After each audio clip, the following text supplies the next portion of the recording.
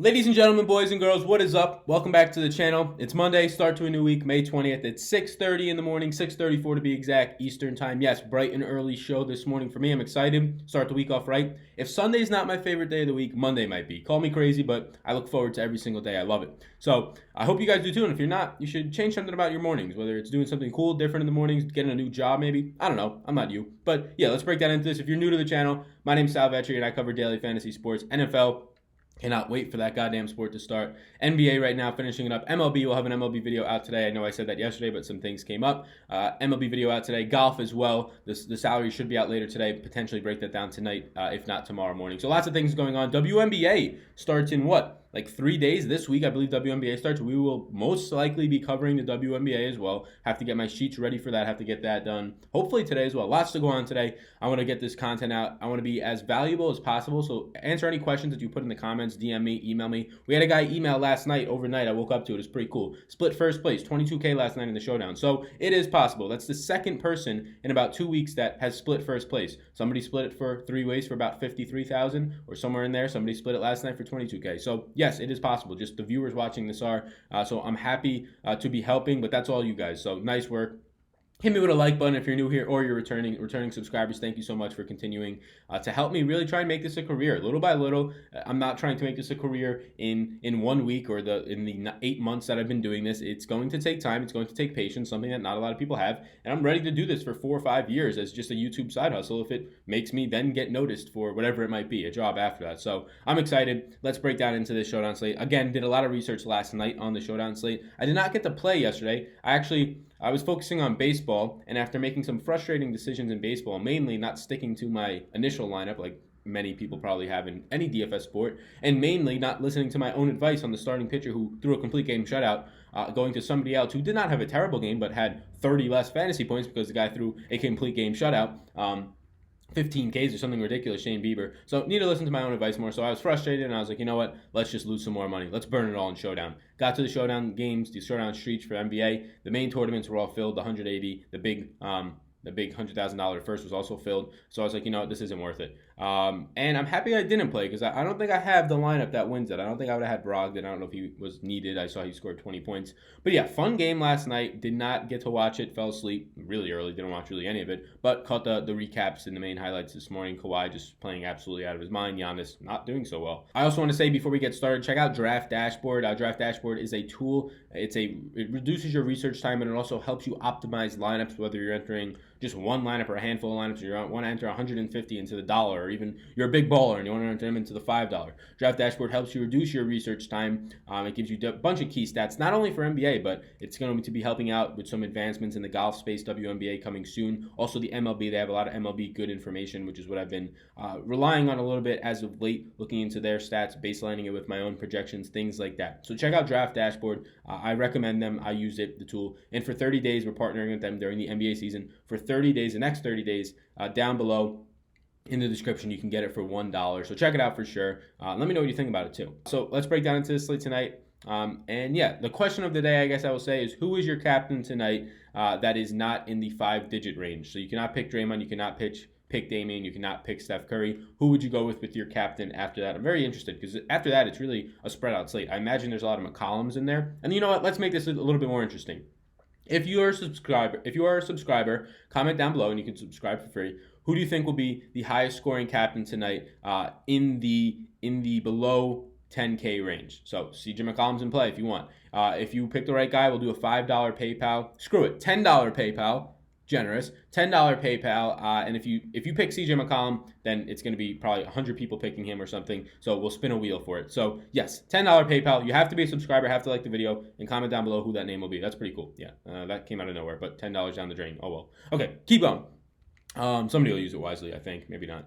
So let's get down into it. So once again, Steph Curry grades out. Look, he had his worst game of the series last game. The Warriors are just absolutely fantastic. I think this game gets closed out tonight now that we know that Damian Lillard, and this is interesting for the betting market, Damian Lillard's been dealing with a separated rib. We've already had Enes Kanter separated shoulder on this team, and some things haven't been reported, like Damian Lillard the first 2 to 3 games of the series, if not longer, playing with this injury. I mean, he wasn't that spectacular in the Denver series, albeit tough defensive matchups all the way for him, but Yeah, that's something that they're saying in the betting market. The NBA, if they want to be full on in on gambling, sports betting, that they're going to have to start disclosing these injuries, which makes a ton of sense to me.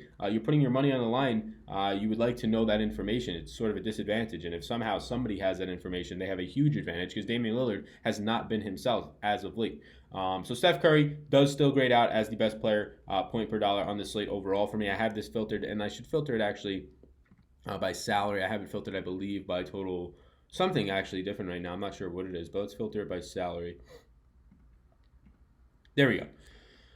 So yeah, Steph Curry still grades out as the best player on the slate by more than 10 points over Damian Lillard for me. So once again, every single day I say it, if I built a lineup tonight, Steph Curry would be in my captain spot. I'm not sure, was Kawhi needed or was it Siakam? Who was needed in the captain spot last night? I liked Kawhi. That's where I would have gone with maybe a George Hill, but probably wouldn't have gotten the rest of what was needed.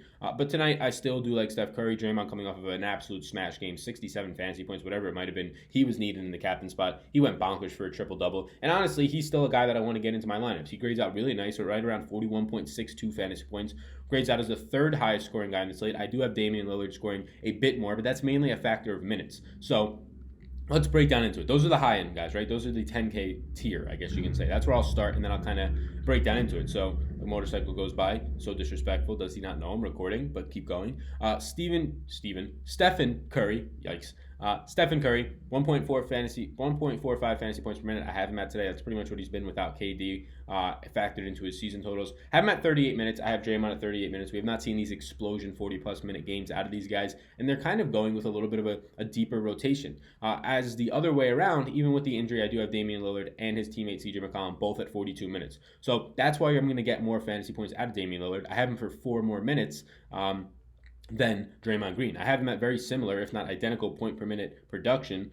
So if you're telling me that they play the same minutes, then yeah, I favor Draymond Green, but I do think Damian Lillard in a do or die, go home game at home, if they're trying to steal one in this series, which is probably all they can realistically do, especially with their star being injured now, I imagine he's going to have to be playing 40 plus minutes. I put him at 42 tonight. So that's the upper tier. I like the upper tier in the order of Steph Curry, Damian Lillard, Draymond Green. So yes, I do like Damian Lillard in a captain spot more than Draymond, especially coming off of that huge triple-double game. I love playoff Draymond. I've been advocating him every single day. When the 2, 3, 4 game slates were still around, the first and second round of the series, I was playing Draymond every single day because he was averaging over 40 fantasy points a day. Now in the playoffs, he's averaging like 45 fantasy points a game. So yeah, I still do like Draymond, but I do prefer Steph and Damian Lillard in the captain spot, and that's just a factor of projections. Steph by a really wide tier, honestly. And that's not going to be anything that's not popular. Steph might garner 60% ownership in the captain spot, but I'm fine with that because I think that is the optimal build that's going to be needed. So let's break down into the minutes, and then we'll get into the mid-lower tiers, things like that. I am having Steph at 38, like I said, Draymond at 38 today, Clay at 40, which is what he's been around this whole series. I have Andre Iguodala at 0, and you might have already seen that. He's questionable for today. He came out of the last game. It's questionable, and as of right now, it's leaning not great, I would say, maybe more towards doubtful, but it is officially questionable. And here's the reason I put him at 0. I might be preemptive to do that, but I think it's much easier for me to give you this content telling you that Andre Iguodala is out and showing you what would happen, or at least what I think would happen if that did occur, than telling you what would happen if Andre Iguodala was in. If Iguodala was in, then you're obviously going to get very limited McKinney minutes. You're going to get probably more limited a couple more limited minutes for Jonas Jerebko, things like that. So it's pretty easy to see what happens. But if he's out, I want to show you guys and girls what's going to happen. It's a little bit easier. So that's the first kind of question mark you might see in the minutes. Myers Leonard started the last game. We also had Damian Jones start the last game, and everybody got trolled that played him. I didn't play that night again. I probably would have played Damian Jones. He plays 3 minutes to start the game, doesn't play again. I don't think he got injured. I think Steve Kerr was just trolling all of DFS land. Steve Kerr knows about DFS. He knows about daily fantasy sports. He sees the tweets. He has reacted to the tweets. I would not be shocked. I doubt in the playoffs that he's trying to troll everybody, but I would not be shocked knowing the way that Steve Kerr's personality is. That's pretty funny. So Myers Leonard, I have him once again starting again. Seemed like he played fine. Played 30 minutes last game. I have him at 30 today. Mo Harkless I have at 24 today. So a dip comes down for Mo Harkless due to pretty much Myers Leonard and due to the idea that I have for the minutes that we're going to be seeing out of Rodney Hood today and for the minutes that we're going to be seeing out of Seth Curry today. So only a certain amount of minutes can obviously go around. Kanter played 8 minutes in the last game. I tried to get Kanter boosted up to the 14-15 minute range, but if I'm going to be giving Myers Leonard 30 minutes, it's really hard for me to imagine how Kanter sees more minutes outside of just Aminu's minutes or Zach Collins' minutes becoming nothing, which Zach Collins, we have seen him see 10 minutes in the series, more so due to foul trouble. So if I take 8 of the minutes off of Collins, give him 10, then I can get Aminu up to a 15, 16 number, but I don't feel comfortable doing that. I have Kevon Looney getting what he's been seeing as of late, 28 minutes. That's his average for these, past 2 or 3 games. Rodney Hood played 18 minutes in the last game, and the biggest reason Rodney Hood, at least I would imagine, again, you can correct me if I'm wrong. I've been wrong on some of these things the past few days. I apologize for that. Rodney Hood, I believe, saw 18 minutes in the last game. I believe some of it was because Seth Curry was just playing well, not incredible, but better. So it leads me to believe that maybe Rodney Hood would see a few extra minutes. And now as I'm saying this, I kind of want to bump Rodney Hood down. I don't know if it's injury related. I'm going to bump him down to 22, bump Seth Curry up to 26. I had them both at 24. But Curry, I realized in that last game, he wasn't playing as well as he was the game before when he scored 16 real points. So seeing that makes me a little bit bold of confidence that they want Curry in this rotation, whatever it might be. If it's defense, whatever it might be, saying jokes, family inside jokes into Steph's ear during the game, getting him off. No, I'm just kidding. But anyways, that's what I'm thinking. You could easily then say Rodney Hood only sees 20, Seth Curry sees 28. Whatever you feel comfortable with. I'm comfortable leaving a median projection at Hood for 22 and Curry for 26. I had them right before I changed it, both at 24. I have Evan Turner at 15. I have Aminu at 13. Seems like Aminu is officially out of this rotation. If you somehow want to find more minutes for Aminu, I think you're going to be forced to start to take them from either a Myers Leonard, from either a Mo Harkless, for either a Seth Curry, and it doesn't seem like that's the route that they want to go. Zach Collins, 18 minutes. I haven't projected that today. Saw 20 in the last game. I feel really good at 18, and I think he's a decent play at 3,200, but not somebody that I'm dying to get behind. Here's the big thing. So if indeed Andre Iguodala is out, you have Alfonso McKinney. I have him at 32 minutes today. He played 15, a little over 15, right around 15 minutes in that second half once Iguodala went out. He started for Iguodala. He has started for KD in the regular season. I imagine Alfonso McKinney starts again and sees increased run because of that. Again, he would have seen about 15, 16 minutes in the whole game if you just take into account his second half. He closed the game out, which bodes well. So, yes, I have him at 32 today. Again, if you don't feel comfortable with 32, you can put him at 30 minutes. Give those 2 minutes elsewhere. You can give one to Jerebko, or you can give both to Jerebko, whatever it might be. I have Livingston at 18 minutes. He's been hovering around 15, 16. With Iguodala being out, I do give him 18. Jordan Bell at 16, right around where he's been seeing about 15. Jerebko, I give a bump. I give a Jerebko 4-minute bump or so with Iguodala out. Quinn Cook gets 14, and then Andrew Bogut, I just throw him a shady 2 minutes because he's been getting 6 minutes, or 8 minutes, and 6, and 4, then 2.5. So we'll give him 2 today. We'll say that he just starts the game, or he just comes into the game and barely plays. Honestly, Andrew Bogut might not even play today. I'm really tempted to project him for nothing if we continue to see a wacky lineup. I don't know what the starting lineup is going to be. If they go back to Damian Jones, then just give Andrew Bogut. I have Damian Jones projected for 0 minutes because he only played 3 to start. If they start that same lineup, give these 2 minutes that Andrew Bogut I have in here for. Give him to Damian Jones. If you want to give an extra minute off of or 2 to Damian Jones as well, I don't expect him to play much. You can take him off of McKinney. So that's where I'm at right now in terms of minutes. If you disagree with any of those, just put the minutes somewhere else and you'll get a different projection. Again, you can get my projections over on Patreon, or you can support me down there. There's a link down below. So the upper tier, yes, Steph Curry for me, then Damian, then Draymond. Although I have a lot of interest in making sure somehow I get a Draymond Green into my rotation, into my lineup. So for me, it's probably choosing out of those top 3, Draymond, and then I have to have one of the other point guards. Going to Damian Lillard seems very risky. When you're telling me that Steph's worst game in this series has been better than Damian's best, I believe, yeah, that's a little bit risky. Yes, I know that this is a closeout game. I do have Damian projected for 4 more points. So I'm fine if you go Damian Lillard captain spot with Draymond Green and you choose to fade Steph. I don't think that's optimal, but I'm actually fine with it because I think you're going to get 80% leverage on the field. I think Steph's going to be around 80, 90% owned. And if this is the day that you can make a Draymond, Damian Lillard, CJ McCollum lineup work, and maybe even a Clay if it all fits, then this might be the day to fade Steph. I probably don't do it. I probably don't have the cojones to do it, but I think that it's okay, actually. And if you're not going to do that, then I think you have to have Steph and Draymond. I really think Draymond is needed.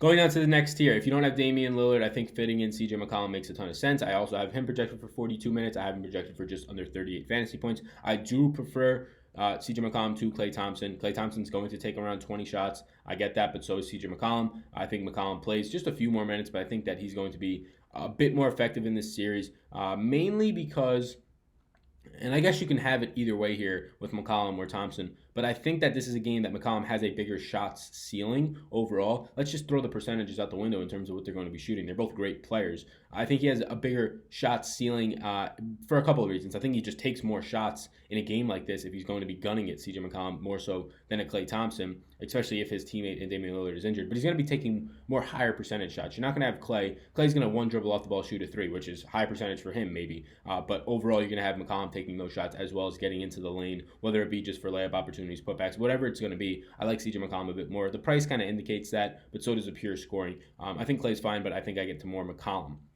So let's look at this mid-range now. Mo Harkless, I really don't have much interest in Harkless. If Andre Iguodala even plays, his price is now down $600 to $6,600, so I'm a little bit interested, but not so much, especially since he's injured. There's a good chance for him to be limited. So I really don't have any interest in Andre Iguodala. We can do the whole blacking him out. People telling me I'm blacking out the wrong players as of late. Oh well, too well, so sad.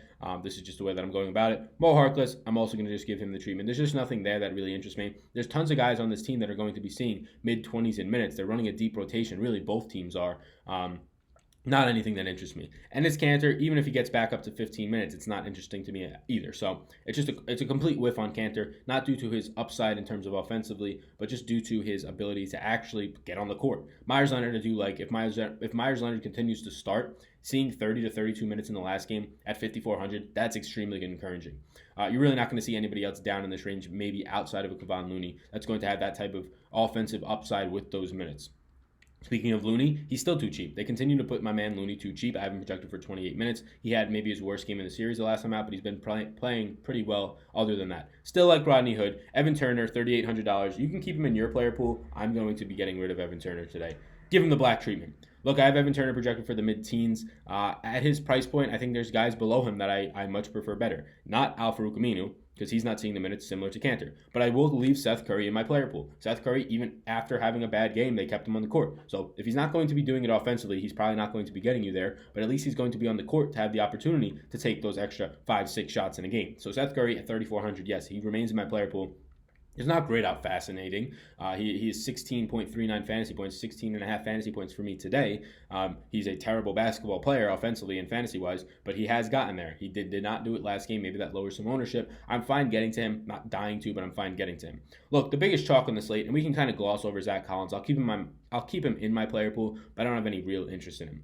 But the biggest chalk on the slate will be probably Alfonso McKinney. I have him projected for 21.85 fantasy points today at his 32 minutes if Andre Iguodala is out. If Iguodala is out, I do like Alfonso McKinney. I don't think you get cute here. You put him in your reserve, your utility spot, and you just roll with it. He's $2,800. Look, he is $600 cheaper than Seth Curry. He's probably going to be playing more minutes than Seth Curry, and he is a better fantasy point per minute, albeit not by a ton, but better fantasy point per minute guy than Seth Curry. Now, keep in mind, McKinney coming into the starting lineup hurts him a little bit more because he's going to be rolling with all these other Draymonds, Clays, your Draymond, your Clay, and your Steph Curry, so it's going to be less utility for McKinney. So you can see McKinney play 28, 30 minutes in this game and score 12 fantasy points, and that's because none of the shots are going to go his way. But there's going to be times when he's off the court without these guys, and just the fact that he's going to be going from a 10-minute guy to a 32-minute guy, and his price does not skyrocket, and by skyrocket, it should be in probably the mid 3,000, upper 3,000 range.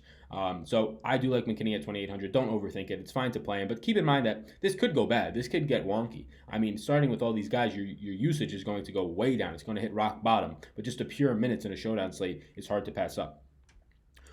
Shaun Livingston, he hasn't been doing anything spectacular. He's terrible point per minute. He's averaging 0.6 fantasy points per minute in these playoffs. He's just been really bad. Even if I give him a bump in minutes, it doesn't really do much for me. I don't want Shaun Livingston. I'll be keeping Jordan Bell and Jerebko around. I'm going to just quickly get rid of Cook and Bogut. I don't think anybody really has any interest in them. Maybe you do. I'll be keeping Bell around. Again, he started the second half for Jones, which gives me decent interest in him because I think he could start this game at the 5. It's going to be a wacky lineup. You're going to get Jordan Bell and Alfonso McKinney potentially starting in a playoff game for the Warriors. That's crazy, but they're up 3-0, so who cares? They're going back to the finals.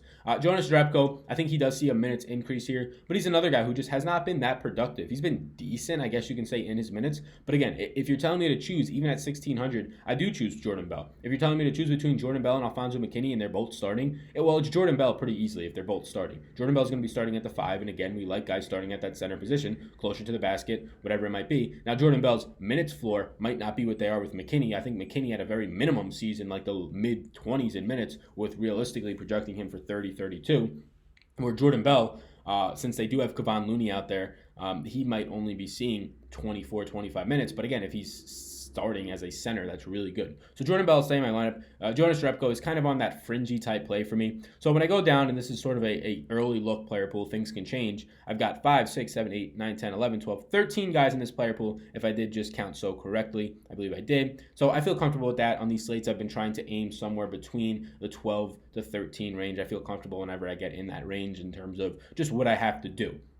And then it comes down to picking your captain. I think the guys who are actually viable for captains, at least for me, is this top 5 guys. This is sort of this tiers is what I would call it right here. This is that top tier, really so Damian and above. And the rankings that I would have for these 5 guys in terms of captains, I would probably be going Steph Curry, Damian Lillard.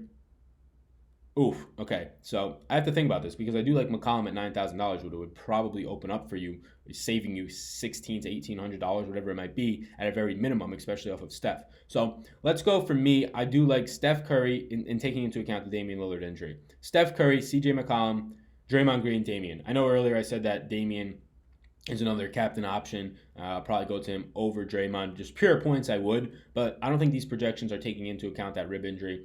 So Steph Curry, CJ McCollum, Draymond Green, Damian Lillard, and then Clay in order for my captain interest. You go down to the second tier, which is right here, Myers Leonard, Looney, and Hood. I prefer Myers Leonard if he's starting, then it's Looney, then it's Hood, in that order. This third tier, I guess you can say, and you could just put Bell in it. We'll put Jerebko in his own fourth tier, the way bottom, the bottom feeders. This fourth tier, if you're telling me that both Bell and McKinney are starting, it's going to be Bell, McKinney, Seth Curry, and Zach Collins for me. If you're telling me that only McKinney's starting, it's going to be McKinney, Seth Curry, Bell, Collins for me. So that's where I'm at. And if for people that are saying, come on, tell us who you like. I don't give out picks. I told you who I liked in pretty good detail right here. These are the 13 players as of right now that I'd be interested in playing tonight. Jerebko, look, he's a very fringy player. I doubt I get to him at all. But if news comes out that maybe he's starting, then yeah, he gets a bump. So that's what I'm at right now. Like this video if you can. My name's Sal Vetri. I hope you enjoyed it. Let me know if you're new here. Let me know if you watched the whole video. Drop it down in the comments down below. Appreciate you. Let me know if I'm helping you at all. I really do love this stuff. It's Monday. It's a new week. Let's crush the week, everybody. Peace out, gang. Best of luck.